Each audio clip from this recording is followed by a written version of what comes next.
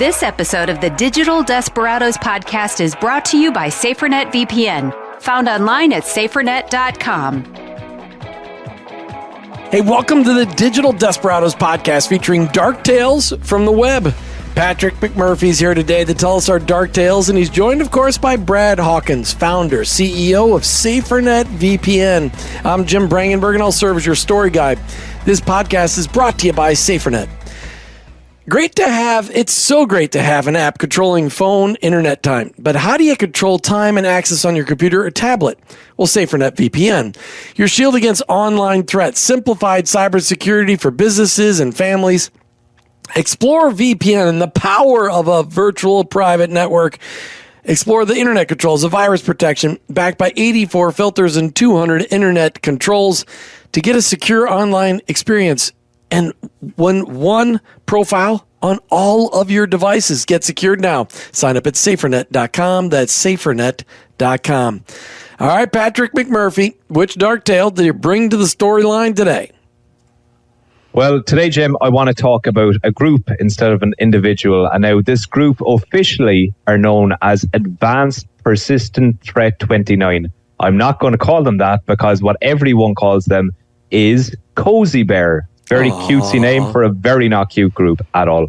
And so Cozy Bear are what we call state-sponsored hackers. Now, we've had these state hackers on the show before, but just to briefly explain, when any country with a relatively large standing army has a large standing army, also has some hackers working with them as a part of a group. And in the country we're talking about today, it's Russia. So Cozy Bear are Russia's greatest state hackers. We know that they work directly underneath the FSB and SVR. So these guys are on the books. In terms of how state-sponsored hackers work, these guys are the best of the best. They are some of the brightest technical minds of Russia, and they play a significant role in shaping what's really the current cybersecurity landscape. In terms of their membership, there is zero information on that. Now, we've covered a lot of guys on this show, and I can guarantee you that at least 50% of the Russian guys we've mentioned probably work for a Cozy Bear now. Wow, now, that's powerful. Yeah. The funny part about Cozy Bear is that Russia actually has two major state groups. The other one is called Fancy Bear. There will be a day we'll come to talk about Fancy Bear, but I'm leaving them out for today anyway. Now, when you're looking at Cozy Bear, they have three primary targets. It's US, Canada, and Europe, but really anywhere that is considered what we would consider the West, though I will say it focuses on the US way more than the other two. They are completely focused on cyber espionage and data theft. And so what we see with a lot of state hackers, like we covered the Lazarus group before, they were interested in financial crime. That's not the case with Cozy Bear.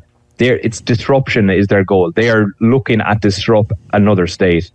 So with that, their main targets include things like military, government, energy, diplomatic, telecom sectors, but they've also hit a lot of private citizens. So that's something you should be keeping in mind as well. Now, the first traces of Cozy Bear were picked up by white hat hackers, as in legal hackers, in 2008, but they really didn't make public waves until 2014, so really only about 10 years ago. Something unique to Cozy Bear is that they have an arsenal of homemade tools known as the Dukes.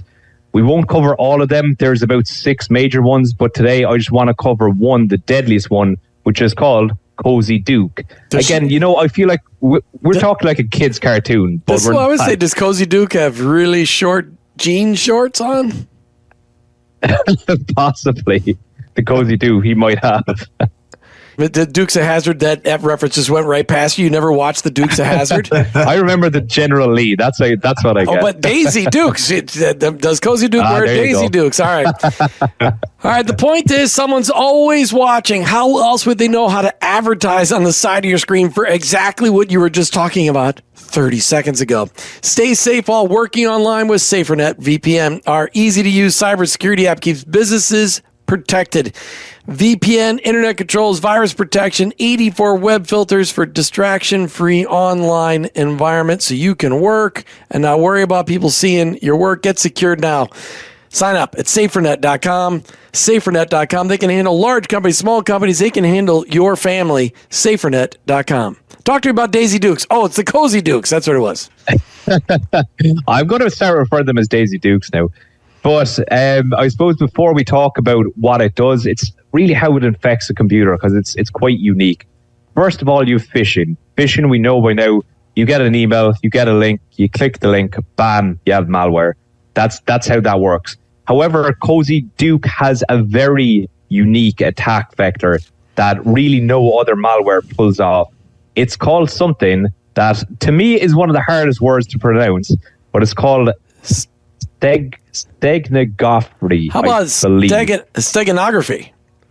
Yes. Steganography. Okay, steganography. I've never heard that word before. Got it easy. You got it easy. But I did not. And so, really, what you have to understand about this, it's incredible. What they do with this is that they embed a virus in an image file.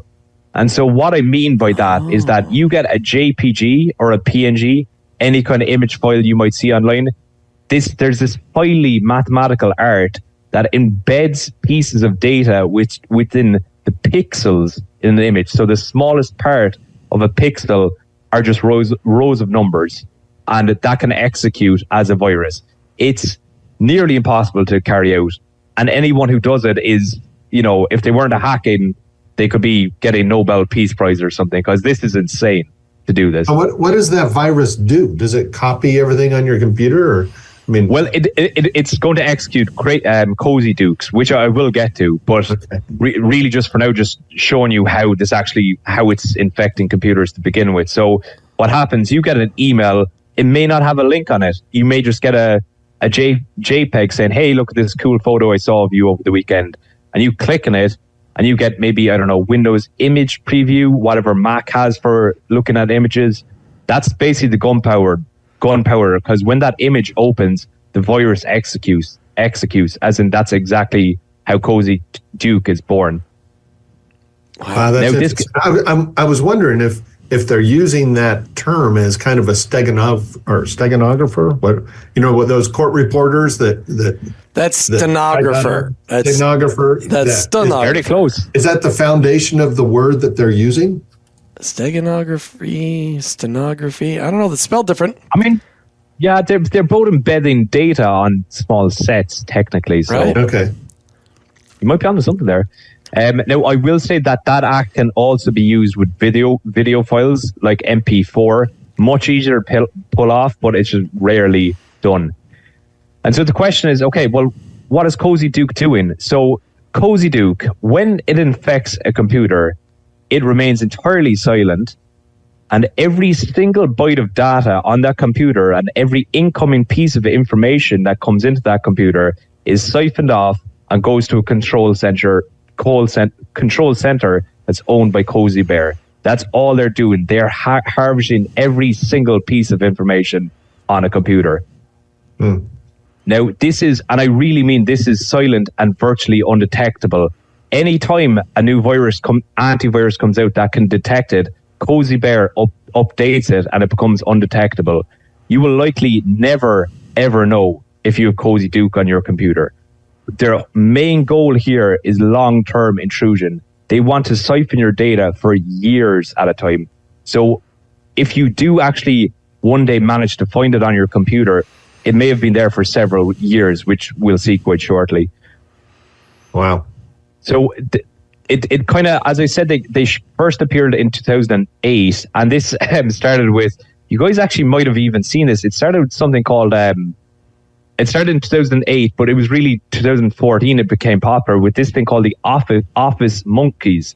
So this video was going around Washington Research Institutes of this. It was a video of monkeys in an office dancing around. But that video was actually contained Cozy Duke and was implanting all these research institute computers with Cozy Duke. So it was a nightmare. Not only that, at this point, people were noticing within a few months of this happening, they attacked the Pentagon, the Joint Staff. What they were trying to do here was to gather intel on military operations. So the Pentagon was breached at multiple points here, but the infection thankfully was stopped before it got to very highly classified information. However, even at this, it saw the internal email system of the Pentagon being shut down for 2 weeks. So if you were in the Pentagon for 2 weeks, you couldn't use internal email for half a month. Now, I assume, Patrick, that this virus can get into a network and crawl the network and not just computer specific. Is that accurate? You're completely right. I mean, so you're in the Pentagon, you get one email of a funny image, you click on it, and then your boss, the person below you, the person next to you, they all have Cozy Duke on their computers. Yeah. Yeah, that's a scary thing. And that's what I think most people don't quite understand is when you link all these computers together, it connects everything, and it makes it really nice to be able to work, but it also creates a target-rich environment for a virus. So, pretty soon after the Pentagon in 2016, and I think you guys will remember this, but Cozy Bear were the ones who hacked the Democratic National Committee servers, DNC, right? I could never pronounce that right. But they had been on those servers for over 12 months. The actual pretty funny thing about this is that, so earlier on, I said that they had counterparts called Fancy Bear. They were in the DNC servers at the same time, but both groups are so elusive that one didn't know the other was there. So they were probably talking at the water cooler in St. Petersburg and just could not exchange information about this. They were hacking the DNC. Now they had great success here because in that same year they sent a spear phishing campaign to a number of think tanks and NGOs, basically saying that the election was rigged in 2016. And here's an image to display why it's rigged. They would open the image, bang, it's Cozy Duke all over again. Now we know why Hillary lost. That's to prove it. Just for that clarity, we know what a phishing attack is. It's an email. You click on a link. Spear phishing is basically a targeted email to a specific person or organization that has identifying information that would make you feel a little more comfortable clicking on that email, and then you end up targeting that link. So, it's basically the same thing but targeted. Wow. So, I don't even know if I want to ask that question. So they found them at the DNC, and I remember they talked about, the DNC, the servers being hacked, and that's how they got information off those DNCs. I think those guys got that information and then shared it all over the world. Whatever happened to that? And anytime a computer got infected, it just got infected with Cozy Duke. So it's them gathering more information the whole time amongst NGOs primarily for that attack. All right. Well, they said the Russians were involved. Clearly they were. I mean, they were just looking. I mean, you could say it that way. They were just having a look. But it didn't stop with the US. So, I mean, a year later, 2017, they actually tried more or less the same thing on the Dutch government. And what happened that year was that every election in the Netherlands had to be counted by hand because everyone was so afraid of Cozy Bear being in every voting machine. It was a disaster. Despite this, the Russians are now actually getting pretty annoyed that people are noticing what they're doing. So they enter in something called Operation Ghost. So this is where they take every single juke that they've created and make it more secretive, which is way, way worse. So it couldn't be detected before. Now it's definitely non-detectable. So from 2017 for 3 years, they kind of go off the radar only because people don't know what they're doing anymore. But 2020 was the first big year that they got caught again. They actually it was found that they stole the COVID vaccine information from a range of institutions. And that year began one of their biggest attacks, which was called Sunburst. Now, I have a lot of notes here on Sunburst. I'm not going to go heavily into it because it is quite complex. But what happened was that they basically stole proprietary tools that were used by a company for cybersecurity. So if you were joined this company, you would be doing logistics or something, and you would use this guy's software to protect your network. However, all of their tools were Trojanized, as in they were tricked by Cozy Bear. And so this campaign attacked thousands of companies. In fact, it was 18,000 businesses affected within the US. Oh my. So that includes the US Cyber Command, Department of Defense, FBI, Department of Homeland Security, the Veterans Affairs, and the US Cybersecurity and Infrastructure Security Agency, which is CISA. As you can imagine, this was a disaster. At the time, I know, Brad, I was writing blogs at the time. I think I spent a week writing about this one attack because that's the only thing that was happening. Further, in 2021, Cozy Bear was found again in the Republican committee. This time, it was for an unknown amount of time, and they think it was actually detected quite early, and not a lot of information made it off. So, and that's why Trump lost the election in 2020. Oh my! See, the Russians were involved on both sides. It's unbelievable. I knew. Everybody said there was just conspiracy theories. Now we've got proof. Yeah, there you go.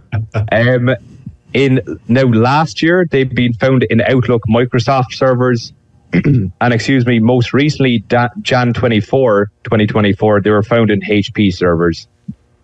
So really, all in all, guys, Cozy Bear, it's an intricate web of cyber espionage. They have huge amounts of data, unknowable amounts, on US security system, information on private citizens, how military systems work. It's not the last we've heard of them. I guarantee you, if we have this conversation in 12 months, I will have 8 more attacks for you. So, well, the reality is that if you don't know, I mean, they're obviously good at what they do, and exactly, somebody's able to determine what they're doing every once in a while. But you can't be dumb in thinking that there are things that they've not discovered yet happening throughout all kinds of networks all over the world, and it's obvious that every once in a while something pops up, and somebody goofs up and reveals themselves, but there's another 12 hackers behind the next ghost version, and it's hidden, and they're just gathering information. So that if the Russians got all that information, though, does that mean we've got something that's so powerful on our side that's collecting information? I hope if they've got something that's so secretive, maybe we've got something. I have a huge list of tools I can mention, which I'm not going to.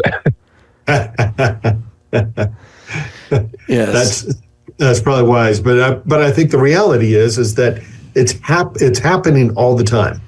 And if we believe that somehow we're not being hacked, we are just being foolish. I mean, that's what's happening. Exactly. And we have to do whatever we need to do to keep our networks that we're responsible for, that we're operating in, as safe as we possibly can, or as safer as we possibly can, if you enjoy the pun name. The pun name, and of course, SaferNet.com is the solution for your family, for your business. Check it out online, SaferNet.com. Patrick McMurphy.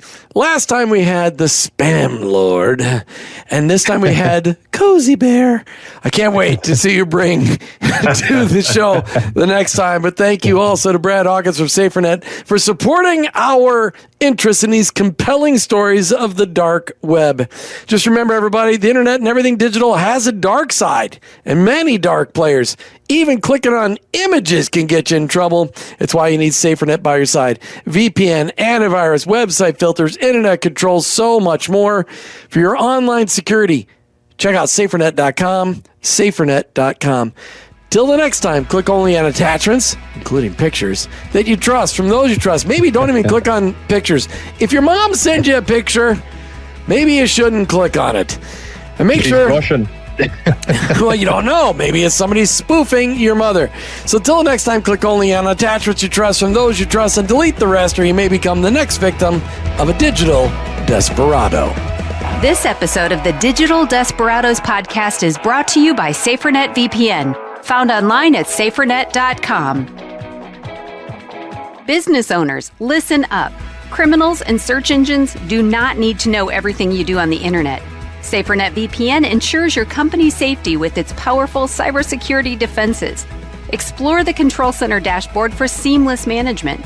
Shield your workforce from inappropriate web content using 84 internet filters. Trust SaferNet VPN, your path to worry-free online operations. Get secured now. Sign up at safernet.com. That's safernet.com.